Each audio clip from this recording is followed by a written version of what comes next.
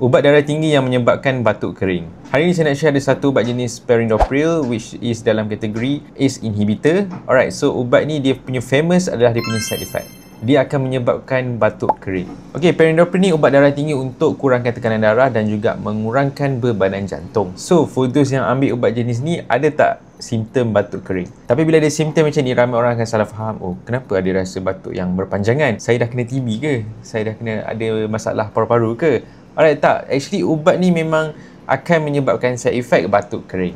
Sebab apa? Sebab ada satu jenis hormon yang akan trigger bila kita makan ubat perindopril, which is bradykinin. Jadi bradykinin yang terkumpul dalam paru-paru akan menyebab ataupun trigger batuk kering. Tapi kalau setakat batuk ringan, tak ada masalah. Yang penting dia tak kacau rutin harian korang. Once dah kacau rutin harian korang, yes, yang itu korang kena pergi jumpa doktor ataupun ahli farmasi untuk dapatkan konsultasi mereka. Usually doktor akan tukar kepada ubat darah tinggi jenis lain, contohnya losartan ataupun valsartan, yang itu dalam kategori ARB. So kalau lepas makan ubat jenis perindopril ni and tiba-tiba batuk kering, jangan panik dulu. Elok korang tanya dulu farmasi, sebab itu adalah side effect yang biasa untuk ubat perindopril ni.